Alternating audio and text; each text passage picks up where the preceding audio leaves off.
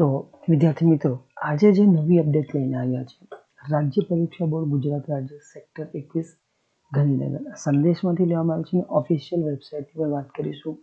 શું છે, કોણ લાભાર્થી છે, કોણ આનો લાભ લઈ શકે, યોજના શું છે, આ બધી જ માહિતીને આપણે ડિટેલ, પણ પહેલાં આપણે જે નોટિફિકેશન છે એને સમજી લઈએ કે રાજ્ય પરીક્ષા બોર્ડ ગુજરાત રાજ્ય sector 21 Gandhinagar national means cum merit scholarship પરીક્ષા છે 2023 અને 24 કોણ બહાર પાડે છે? તો આ છે ભારત સરકારનું મંત્રાલય, શિક્ષણ મંત્રાલય દ્વારા બહાર પાડવામાં છે. યોજના છે national means cum merit scholarship અંતર્ગત ચાલુ શૈક્ષણિક વર્ષમાં ધોરણ 8માં અભ્યાસ કરતા વિદ્યાર્થી માટે national means cum merit scholarship છે NMMS કહીએ છીએ. પરીક્ષા લે છે રાજ્ય પરીક્ષા બોર્ડ ગાંધીનગર દ્વારા એનું આયોજન કરવામાં આવે છે. બીજું કે વેબસાઇટ આપી છે seb.exam.com .com નથી પણ .org વેબસાઇટ છે. સમયગાળો છે 20/2/2024 થી 28/2/2024 દરમિયાન તમારે ઓનલાઈન ભરવાનું છે. નીચે જે વિગત આપી છે એની વેબસાઇટની સમય અને ફી ભરવાનો સમયગાળો છે. પરીક્ષાની તારીખ છે 7/4/2024.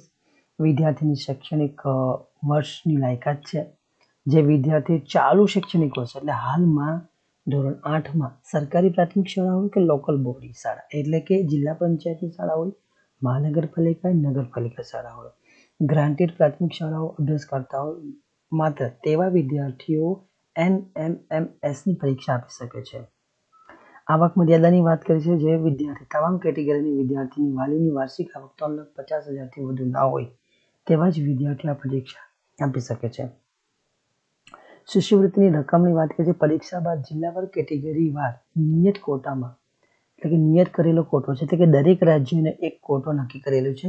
તેમાં ગુજરાત રાજ્યમાંથી 5,097 વિદ્યાર્થીઓનું મેરિટ આવતા વિદ્યાર્થીઓને માસિક કેટલા 1,000 રૂપિયા, માસિક 1,000, મહિનાના 1,000 મળશે. વાર્ષિક એટલે કે 12 મહિનાના 12,000 થાય. મુજબ 4 વર્ષ સુધી નિયત પાત્રતા ધરાવતા વિદ્યાર્થી આ જે પાત્રતા ધરાવશે નિયત 4 વર્ષ સુધી એમને ભારત સરકારના શિક્ષણ મંત્રાલય દ્વારા એમને પૈસા પૂરે એટલે કે 4 વર્ષ સુધી તમને આ પૈસા આપવામાં આવશે. હવે એની અંદર આપણે શું સમજવાના જો પરીક્ષાનો કાર્યક્રમ સમજવાના છે. અમે શિષ્યવૃત્તિ અને રકમની ચૂકવણી કેટલી છે, કઈ રીતના કરવાની છે, થાય છે તે પણ છે.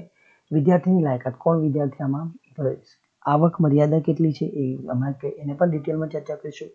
પરીક્ષા ફી શું છે, પરીક્ષા પત્ર અને ગુણભાર. પછી છે 7મું છે અભ્યાસક્રમ અને પાસ થવાના ગુણ કેટલા હોવા જોઈએ તે કેટેગરી વાઇઝ છે. આ 7 કે 8 મુદ્દાઓને આપણે ચર્ચા કરવાના છે. જે ધ્યાનથી સમજો તો સારું. અને તો જે વાલી અથવા વિદ્યાર્થીઓ નવા હોય ચેનલ તો સબસ્ક્રાઈબ કરવાનું ભૂલશો નહીં, વિડીયો શેર અને લાઈક કરવાનું પણ ભૂલશો નહીં. તો આપણે જે બીજું જે ઓફિશિયલ નોટિફિકેશન છે એના તરફ જઈએ. ઓફિશિયલ નોટિફિકેશનની વાત કરીએ તો રાજ્ય પરીક્ષા બોર્ડ ગુજરાત સેક્ટર પહેલાં જ કહ્યું 14/2/2024 રોજ અને સ્કીમનું નામ આપી દીધું છે આપણને નેશનલ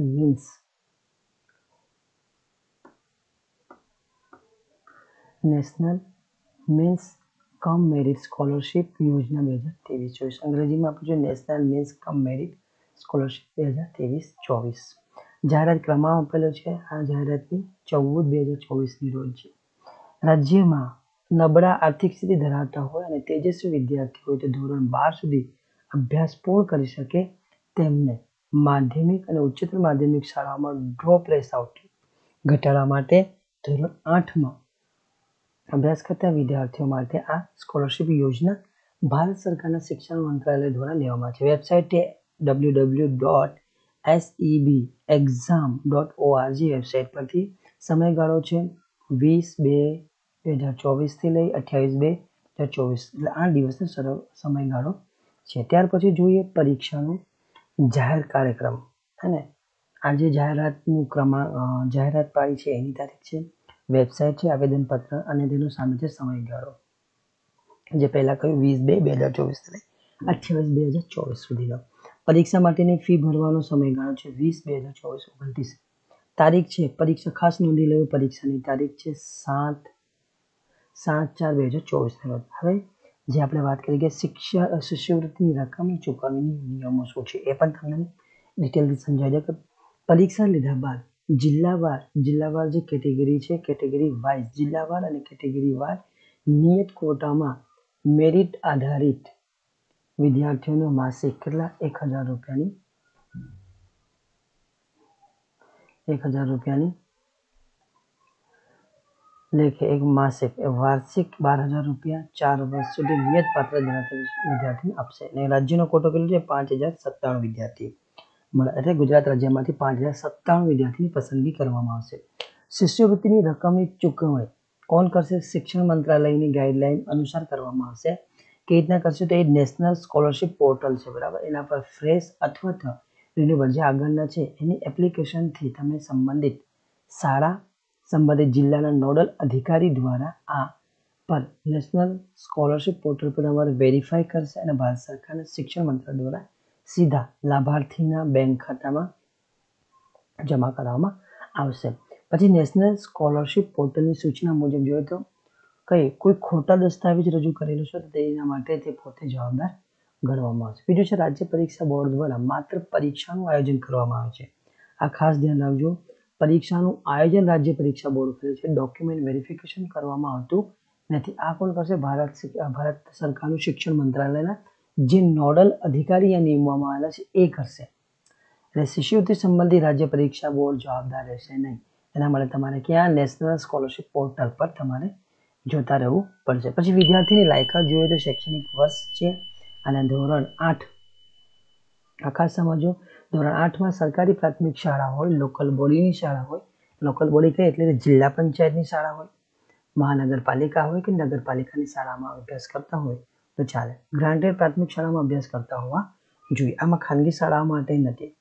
NMSની પરીક્ષા આપી શકશે. હવે કેટેગરીની જોઈ લઈએ વાત તો કેટેગરીમાં જનરલ કેટેગરીના ઓબીસી કેટેગરીના વિદ્યાર્થીઓએ ધોરણ 7માં ઓછામાં ઓછા 55% મેળવેલા હોવા જોઈએ અથવા તેને સમકક્ષ હોય તો તેને સમકક્ષ ગ્રેડ આપતી હોય તો ગ્રેડ અને 55% હોવા જોઈએ, બેમાંથી એક. અનુસૂચિત જાતિ એટલે SC, અનુસૂચિત જનજાતિ ST વિદ્યાર્થીઓએ ધોરણ 7માં ઓછામાં ઓછા 50% ગુણ મેળવેલા હોવા જોઈએ, સમકક્ષ 50%ની સમકક્ષના ગ્રેડ મેળવેલો હોવો જોઈએ.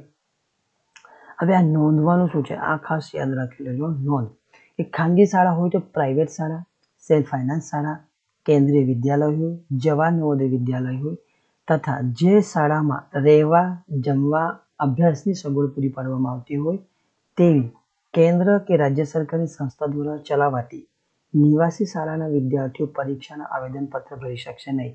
એટલે કે ખાનગી શાળા હશે, સેલ્ફ ફાઇનાન્સ શાળા, કેન્દ્રીય વિદ્યાલય, જવાહર નવોદય આશ્રમ શાળાઓ હોય ને, જ્યાં આશ્રમ શાળામાં રહેવા જમવા અને અભ્યાસની સગવડ હોય તેવી કેન્દ્ર હોય કે રાજ્ય ગમે તે સરકારી સંસ્થા દ્વારા ચલાવાતી નિવાસી શાળાઓના વિદ્યાર્થી આ પરીક્ષા પત્ર ભરી શકશે નહીં. આ ખાનગી શાળાઓ માટે નથી. કેન્દ્રીય હોય, જે જવાહર નવોદય હોય, જ્યાં આશ્રમ છે નિવાસી શાળાઓ તેના માટે લાગુ પડતું નથી. સરકારી પ્રાથમિક શાળા હોવી જોઈએ જે તમે અવર જવર કરતા હોય, લોકલ બોડી હોય, જિલ્લા પંચાયત, મહાનગરપાલિકા, નગરપાલિકા અને ગ્રાન્ટેડ પ્રાથમિક શાળા હોવી જોઈએ, પણ નિવાસી શાળા નહીં હોવી જોઈએ. આટલું યાદ રાખો. પછી આવક મર્યાદા જોઈએ તો NMSની પરીક્ષા માટે નક્કી થયેલા ઉમેદવારની વાર્ષિક આવક 3,50,000થી વધારે ન હોવી જોઈએ.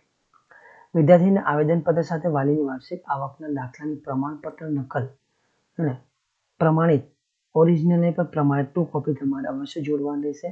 સરકાર દ્વારા અધિકૃત અધિકારીશ્રીનો દાખલો જોડવાનો તમારે રહેશે. પરીક્ષા ફીની વાત કરી લઈએ તો પરીક્ષા ફી જનરલ કેટેગરી, EWS અને OBC કેટેગરી વિદ્યાર્થીની પરીક્ષા ફી 70 રૂપિયા. PH હોય એટલે વિકલાંગ હોય તો SC ST કેટેગરીની વિદ્યાર્થી માટે 50 રૂપિયા. સર્વિસ ચાર્જ અલગથી ચૂકવવાનો રહેશે એટલે કે 50 રૂપિયા પર જે તે તમે credit card, ATM, net banking હોય એટલે બેંકોનો પોતાના સર્વિસ ચાર્જ અલગ હોય છે તો એ પ્રમાણે તમારે સર્વિસ ચાર્જ અલગથી ચૂકવવો પડશે. કોઈ પણ સંજોગોમાં ખાસ નોંધ રાખી, કોઈ પણ સંજોગોમાં પરીક્ષા ફી પરત કરવામાં આવશે નહીં. આ પેમેન્ટ ફી સ્વીકારવાના છે બરાબર. ફી એ પણ કહી દઉં, ક્રેડિટ કાર્ડ દ્વારા તમે પેમેન્ટ ગેટવે અને ક્રેડિટ કાર્ડ હોય, ATM કાર્ડ હોય, નેટ બેન્કિંગ હોય એટલે UPI હોય તો વોલેટ દ્વારા તમે પરીક્ષા ફી ભરી શકો છો. એ રિસિપ્ટ મેળવી લેવાની.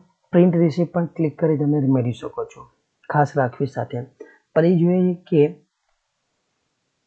પરીક્ષા પત્રનું જે આખું ઢાંચો એટલે કે પ્રશ્નપત્ર કઈ રીતનું હશે અને ગુણ કઈ રીતના વહેંચણી કરેલ છે. કસોટીના 2 પ્રકાર છે, બરાબર, MAT અને SAT.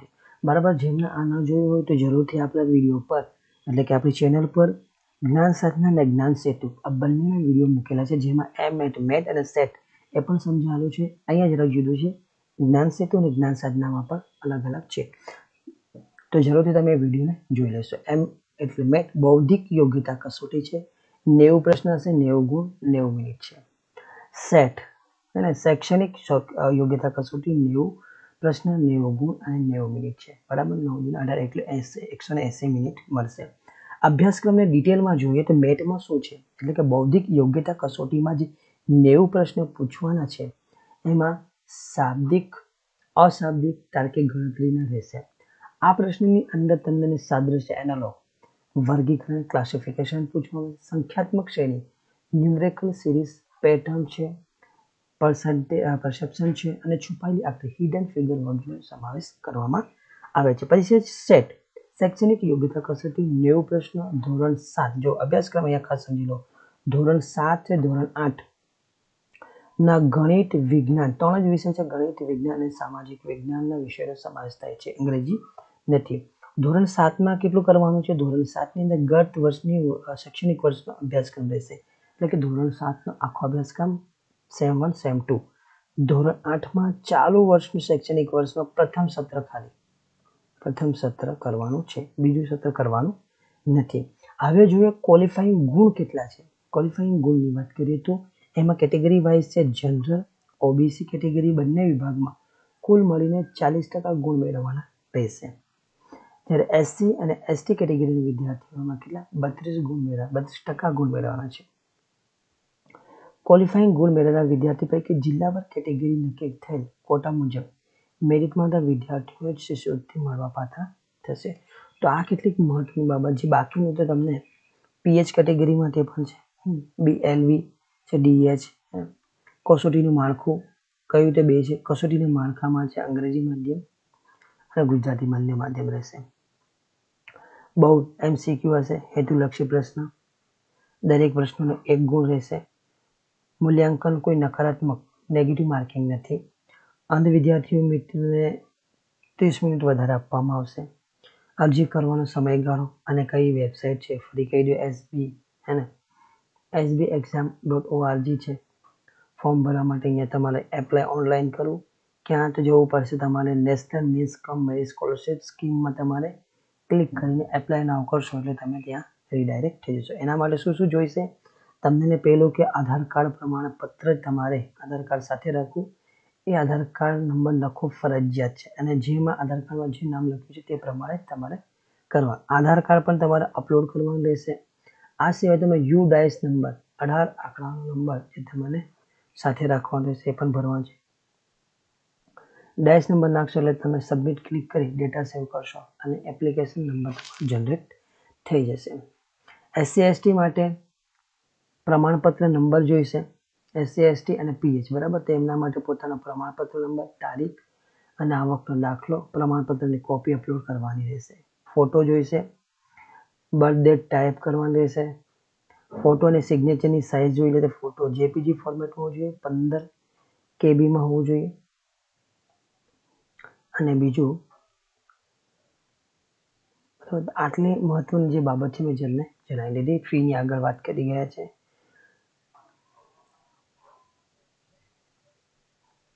જરૂરી પ્રમાણપત્ર, અરજી, પ્રિન્ટ જોડવાના, તમે જમા કરાવશો એટલે કે ઓનલાઈન ભરેલા આવેદનપત્રની પ્રિન્ટ સાથે તમારે કયા કયા જરૂરી પ્રમાણપત્ર રાખવાના છે. તો ફી ભર્યાનું ચલણ, માત્ર SCB કોપી હશે તે, વિદ્યાર્થીના આધાર કાર્ડની કોપી, આવકના દાખલાની પ્રમાણ 2 કોપી એટલે કે સરકાર દ્વારા અધિકારી હોય તેમની માન્ય અધિકારીની જ હોવી જોઈએ. ધોરણ 7ની માર્કશીટ તમારે રાખવાની છે, સમકક્ષ પુરાવાનો દાખલો, જાતિ અંગેનું પ્રમાણપત્રની નકલ પણ રાખવાની હશે.